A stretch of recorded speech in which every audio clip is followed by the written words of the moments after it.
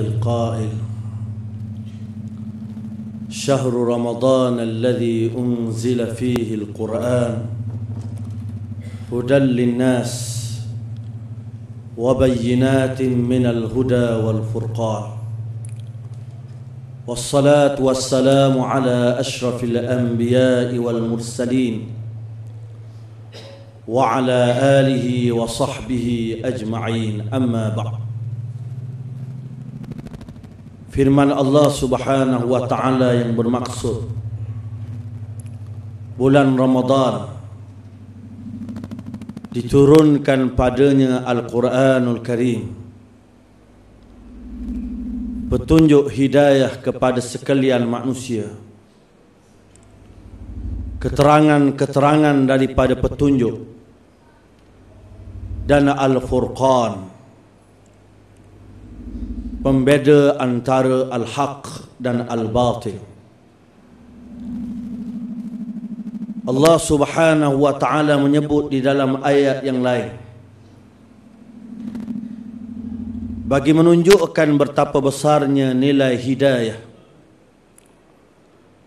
Man yahdillahu fahuwal muhtada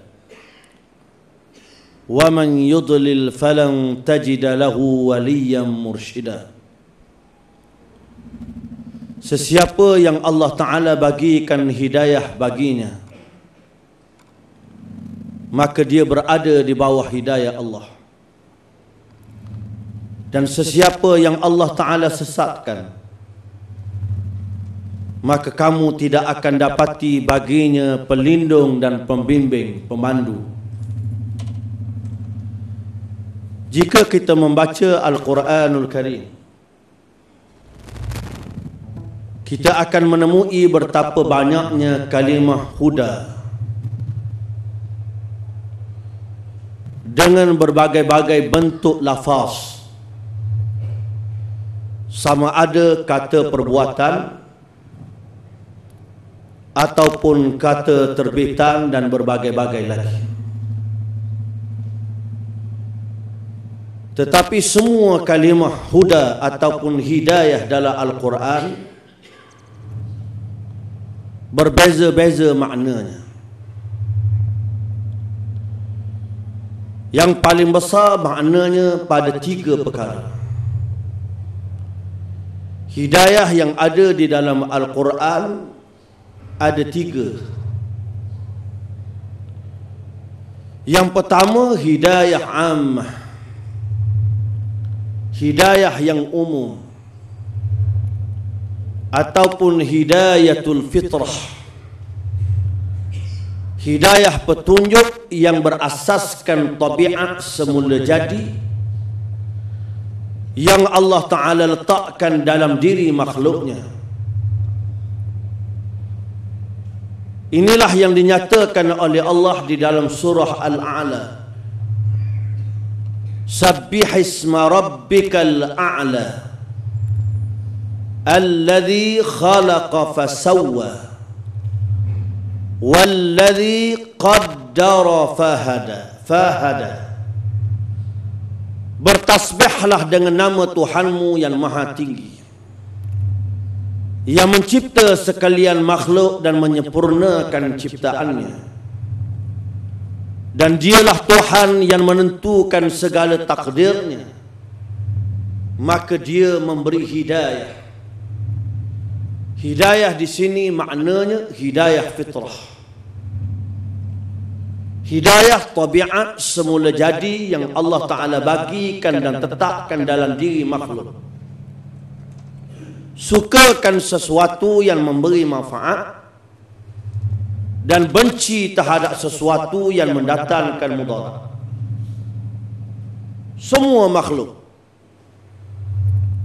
kita bawa seekor lembu di tengah padang gaguk, langsung dia akan makan rumput. Dia tidak akan makan batu. Walaupun kita cat warna hijau batu itu. Kenapa dia makan rumput, dia tak makan batu? Adakah lembu itu berakal? Dia tak ada akal. Dia ada otak, buat gula. Kenapa dia boleh beza antara makanannya dengan bukan makanannya? Kerana hidayah yang Allah Ta'ala letakkan dalam dirinya, petunjuk fitrah, ini makananmu, ini bukan makanan. Orang yang biasa menternak lembu, dia akan tahu bila dia bawa lembu di padang gaguk yang luas, yang subur,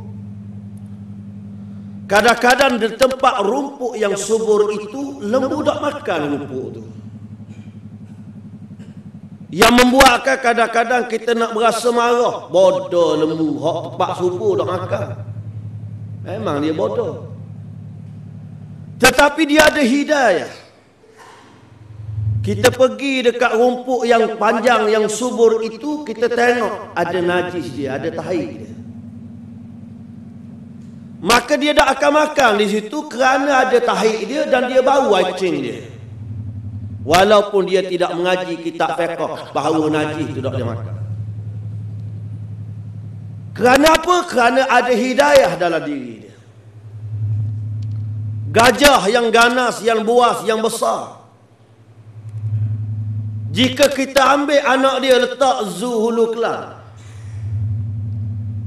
dia akan cari, bahkan dia akan balas dendam. Dia akan rosak ke satu kampung, dia akan masuk dan dia akan rosak ke pisang-pisang kampung itu.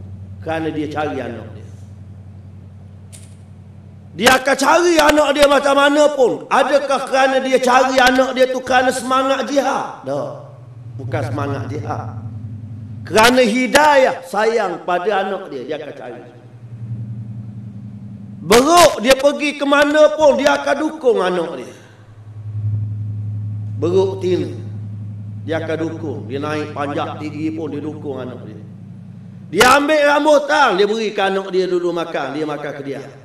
Kita kadang-kadang beranggoh ke kita dulu, anak ke dia. Dia bagi dulu. Dia tak? Dia bagi ke anak dia dulu. Kadang ada jantang, beruk jantang ganggu anak dia. Sekampung bunyi. Dia marah bunyi. Ayam, dia bertelur dalam sarang dia. Kalau dia turun, dia pergi, dia mengerang, tiba-tiba kita ambil telur dia. Allah. Kerana apa? Kerana ada hidayah. Hidayah fitrah. Dia sayang dia. Allah Ta'ala bagi hidayah fitrah pada semua orang. Perompak, penyamu, dia sanggup colek anak orang kerana nak dapat tebusan. Tapi patang orang colek anak dia. Walaupun dia colek anak orang, dia tetap sayang anak dia. Kerana ada hidayah fitrah, sayang pada anak dia. Orang-orang yang kafir, dia tengok kanak-kanak didera, diseksa, pembunuhan di Palestin, di Syria. Walaupun dia kafir, dia akan rasa simpati, kesian. Kerana apa? Kerana ada hidayah fitrah, melihat kesengsaraan dan penderaan dan kesan daripada peperangan. Bahkan kadang-kadang Allah Ta'ala gambarkan muslimat perempuan yang suka tengok Hindustan. Dia tengok cerita Hindustan, heroin ditinggal oleh hero kerana disekat ayah dan ibu dia. Heroin menangis, dia pun menangis kerana tengok cerita Hindustan. Sebab apa? Sebab ada satu hidayah fitrah, rasa kesian, simpati. Walaupun filem, walaupun kita tengok tu filem je, hidayah fitrah. Tetapi hidayah fitrah ini tidak cukup di dalam diri manusia. Seringkali manusia hidayah ini tertutup dengan sebab hawa nafsunya yang melampau. Walaupun ada tapi tertutup, tercemar dan terganggu kerana rasukan dan godaan syaitan. Sebab tu kita dengar dan kita baca dalam surat khabar sinar harian, seorang cucu sembelih anak dia, cucu sembelih nenek dia. Kenapa seorang cucu boleh sembelih nenek dia?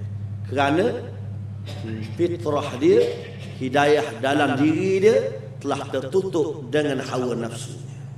Dia menjadi jahat. Dengan sebab hidayah fitrah ini tidak berpada dalam manusia mengharungi kehidupan yang begitu mencabar terpaksa berhadapan dengan hawa nafsunya, terpaksa berhadapan dengan syaitan dan iblis dan manusia yang jahat, maka Allah Ta'ala hantar hidayah yang kedua. Hidayah yang kedua yang Allah Ta'ala hantarkan untuk menyelamatkan manusia ialah hidayatul dalalah wal bayan wal irsyad. Hidayah petunjuk dan penjelasan dan bimbingan. Melalui mana? Melalui perutusan Nabi-Nabi alaihi wassalatu wassalam. Melalui penurunan kitab-kitab daripada langit. Allah Ta'ala turunkan Al-Quran.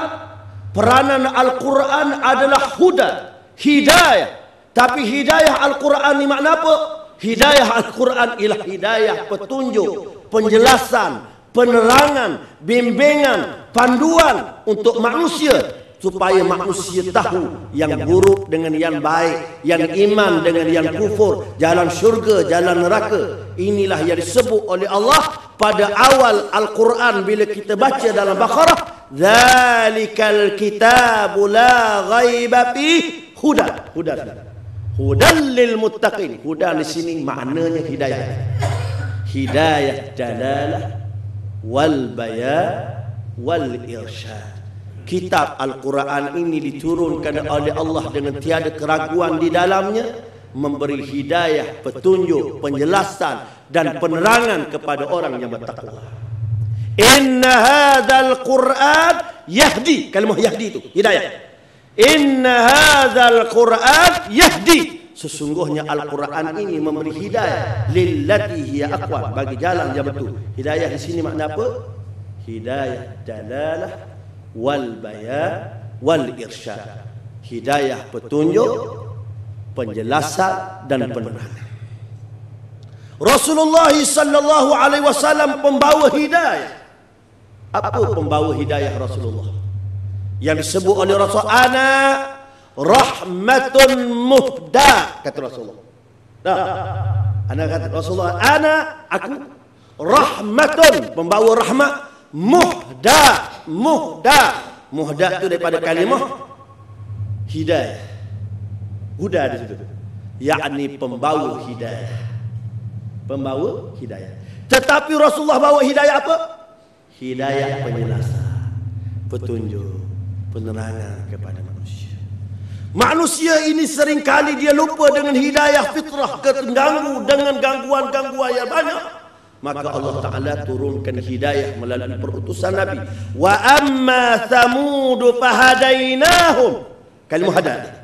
Wa amma Thamud, adapun kaum Thamud, fahadainahum, kami berikan hidayah pada mereka. Hidayah yang kenapa? Hidayah Islam. Kalau hidayah Islam ya gahel.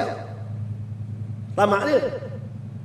Maksud di sini bukan hidayah Islam. Fahadainahum, kami telah turunkan kepada mereka hidayah melalui perutusan Nabi Saleh. Allah Ta'ala turunkan kepada mereka Nabi Saleh. Nabi Saleh cerita pada mereka, Tuhan ni esa, Tuhan ni adalah pencipta alam. Jelas. Walaupun penjelas. Wastahabbul ama 'alal huda. Wastahabbul ama 'alal huda. Kalimah huda. Mereka lebih cintakan hidup kebutaan, kejahilan daripada hidayah. Hidayah apa? Hidayah petunjuk, penjelasan dan penerangan. Al-Quran ni dia bawa penjelasan dia, penerangan dia. Orang nak ambil. Sebab tu orang yang mengambil penjelasan Al-Quran dengan jujur, dia akan dapat petunjuk. Sama ada dia ahli sains, sama ada dia orang politik, sama ada dia ahli-ahli perundangan, sama ada dia siapa sekalipun, kalau ambil penjelasan daripada Al-Quran, dia selamat. Ahli sains banyak buat kajian hari ini, sehingga mereka melihat bagaimana hidayah yang ada dalam Al-Quran yang membicarakan tentang penjelasan yang berkait dengan ilmu mereka. Allah Ta'ala sebut, waja'alna minal ma kulla syai'in hayyin afala yu'minun. Kami jadikan daripada air semua perkara yang hidup. Tuhan guna kalimah minal ma. Kami jadikan daripada air. Bahasa Arab bila min sebahagian. Semua yang hidup ni sebahagian diri dia air. 1400 tahun dulu Nabi sebut. Ahli sains buat kajian dan keputusan dalam tubuh manusia air tidak boleh kurang daripada 25%. Tubuh itu boleh kurang. Sebab tu baru ni Enoni ni apa? Enona. Tak ingat lah. Wah, balik kali dia dah. Kurang air, panas dalam tubuh, kering. Rasulullah sebut dulu. Duduk tengah padang pasir.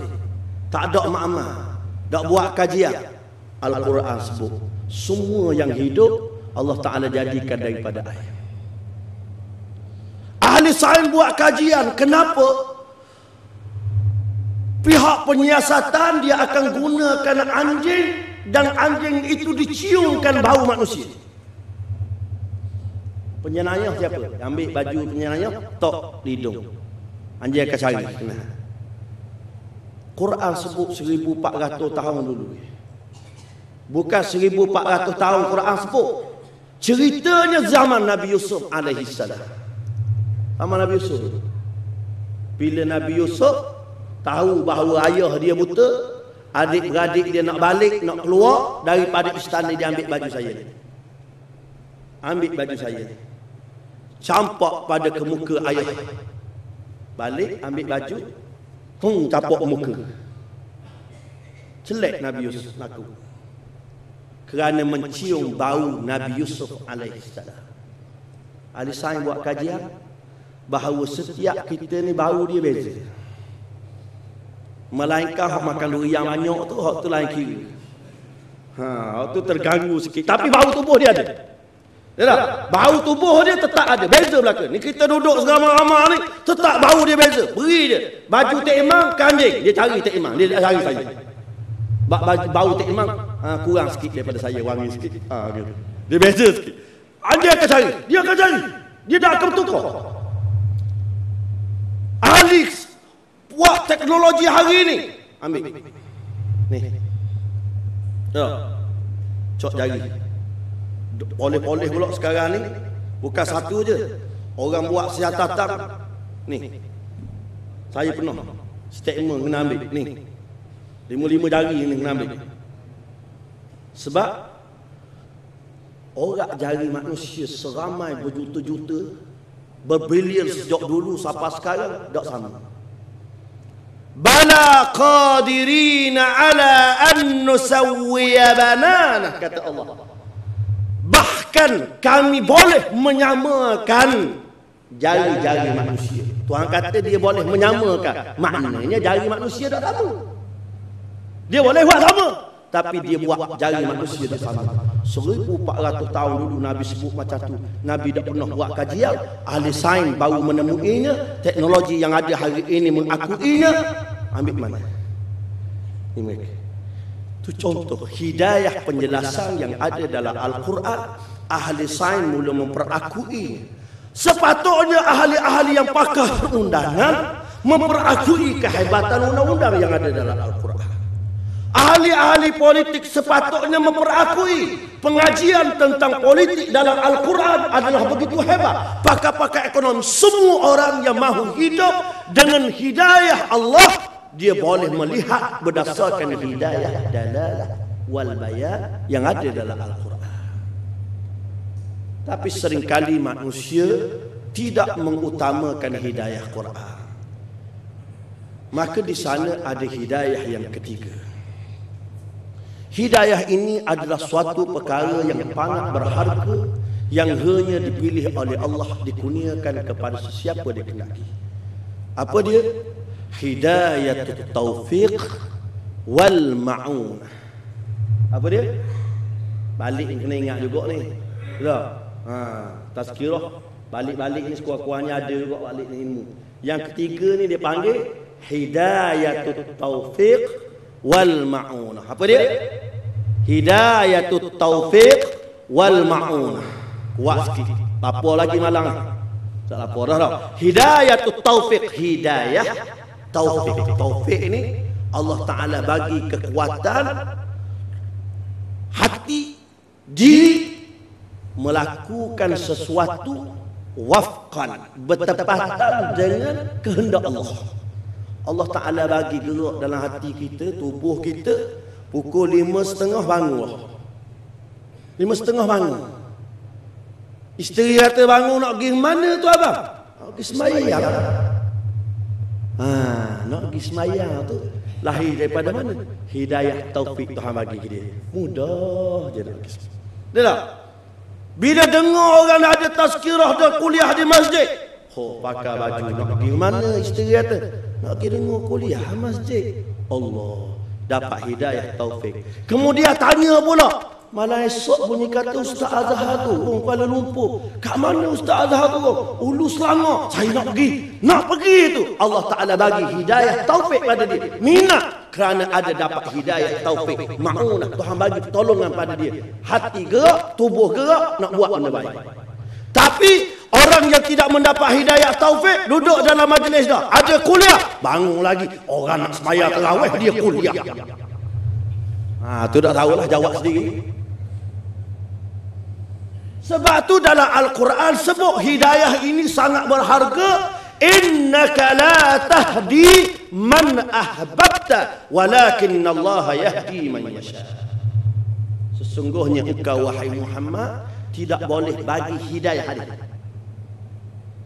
kepada orang yang engkau kasih.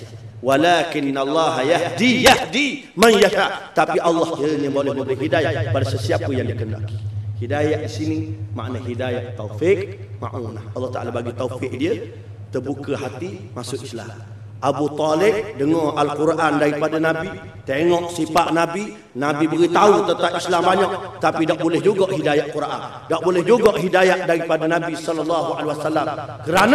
Kerana dia tidak mendapat nilaian hidayah yang sangat berharga yang ketiga ini, iaitu hidayah taufik. Tak ada. Kerana hidayah taufik ini besar. Allah Ta'ala letakkan dalam surah Al-Fatihah. Kita baca setiap kali Fatihah dalam semayang, ihdinas sirat. Kalimah hidayah. Ihdinas siratal mustaqim. Bagilah hidayah kepada kami atas jalan yang lurus. Hidayah di sini makna apa? Hidayah taufik. Hidayah Islam ada dah. Hidayah Islam ada dah. Semayang dah. Tak? Tapi nak minta istiqamah. Allah Ta'ala bagi kekuatan, mudah untuk buat kebaikan, jauh daripada kejahatan. Kita bangun waktu subuh, sembahyang waktu subuh, baca kunut.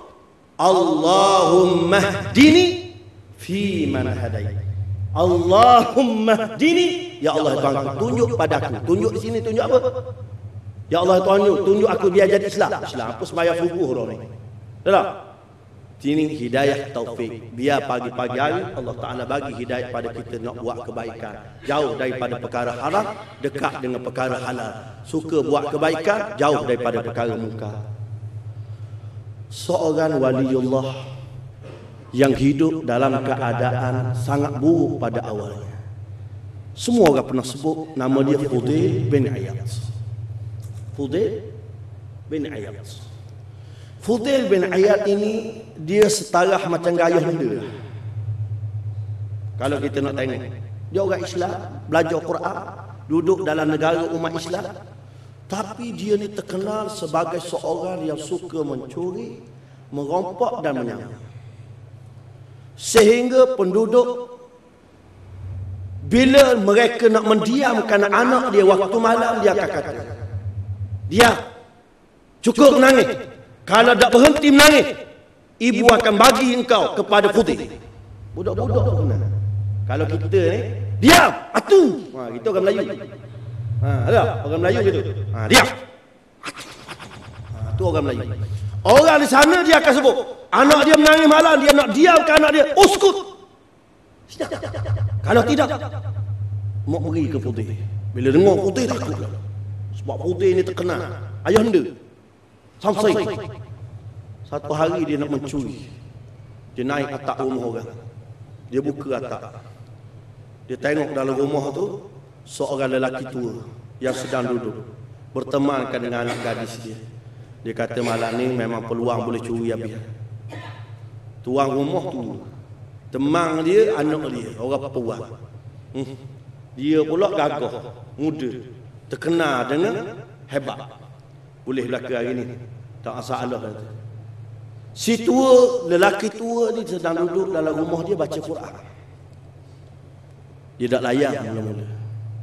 Tapi dia nak turun curi. Dia kata orang lelaki ni baca Quran ni tak sedap juga, curi lihat dia masa ni. Sekurang-kurangnya bomoh dulu, baloh dulu, gocoh dulu, ikat dia dulu. Masa dia tengok tu, dia terdengar lelaki itu membaca ayat. Alam ya'ninil ladina amanu an takhsha'a qulubuhum li dzikrillah. Tidakkah belum sampai masanya bagi orang yang beriman kepada Allah untuk hati mereka tunduk dan khusyuk mengingati Allah. Bila dengar ayat itu, naik bulu roma dia. Fikir. Tak apa lagi. Dia dengar lagi ayat, lelaki itu membaca. La takunu kalladina utul kitaba min qabl. Janganlah kamu jadi seperti orang yang pernah dikurniakan kitab. Ada dah hidayah Quran. Ada dah belajar dah. Fatala alaihimul amad. Panjang angan-angan dan cita-cita. Faqasat qulubuhum, hati mereka kelah. Wa katsirum minhum fasiqun, kebanyakan mereka jahat. Bila dengar ayat tu, dia kata aku belajar Quran, baca kok Quran, tapi aku jadi jahat. Berhentilah, cukuplah. Bermula hari itu dengan sebab hidayah Al-Quran dengan digabungkan dengan hidayah taufik, dia meninggalkan kejahatan. Bahkan dia meninggalkan kejahatannya bukan sembarangan, sehingga dia digelar ya abidal haramain, wahai hamba yang kuat beribadat di dua tanah suci. Kerana dia menjadi imam di Mekah, dia menjadi imam di Madinah. Jadi imam asal daripada ayah dia jadi imam. Ini hebat dia. Saya secukuplah sekedar, panjang dah. Tak ada segenar langsung, saya tak tahu apa ni. Saya cukuplah sekadar tu saya kata. Mudah-mudahan kita dapat manfaat. 3. Bila kita baca dalam Quran, sebenarnya ada 4 tapi tak sempat saya terang. Tapi asasnya ada 3 hidayah yang Allah Ta'ala sebut dalam Al-Quran. Moga Allah Ta'ala bagikan hidayah yang pertama, hidayah fitrah. Bulan Ramadan kita sambut hari raya, fitrah kita bersih. Yang kedua, kita jaga hidayah yang ada dalam Al-Quran. Yang ketiga, kita berdoa kepada Allah agar Allah sentiasa memberi kepada kita hidayah, taufiq wal ma'unah, insya-Allah. Saya cukuplah sekadar tu, hanya yasil. Tuan-tuan tengok saya, ustaz ni nak minta duit ni, memang nak minta duit pun. Minta duit bang. Saya ni malu dah. Buat bangunan baru siap setingkat. Setahun. Tambah minta dah siap bangunan. Tak? Ni malam ni nak balik ni. Harap-harap malam ni boleh 20,000 tak apa dah. Tak? Nak siap bangunan tahfiz. Kalau tak siap bangunan tahfiz, kita gunakan kelas kafar. Katil tak ada, tilam tak ada, almari tak ada. Untuk beri belanja itu dulu nak siap asrama dia, sempat tinggal dia nak buat praktikal. Biar pelajar-pelajar ni dia kena duduk asrama. Tahfiz dia tak duduk asrama tak boleh. Balik rumah dia tidur tengok asro. Sudah. Dia dah hafal Quran. Dia kena tinggal di asrama. Jadi perlukan pelanja besar. Ustaz Imam pun sebut dah hadis, malam ni hok ada dalam poket tu tinggal. Dia dah. Sebab baru boleh gaji, tinggal dalam tong tu. Dan sesiapa yang nak wakaf sedekah jariah untuk nama mak ayah dia, niat untuk mak ayah dia, insya-Allah ada satu lot dengan harga RM100. Insya-Allah tuan-tuan niat ini wakaf sedekah jariah. Satu lot saya niatkan untuk mak ayah saya, untuk datuk saya, untuk sesiapa yang kita kasihi. Moga-moga insya-Allah kubur mereka disinari cahaya amal soleh dan mereka selamat. Moga kita selamat, dia dapat ampun dan rahmat daripada Allah Subhanahu wa taala. Wassalamualaikum warahmatullahi taala wabarakatuh.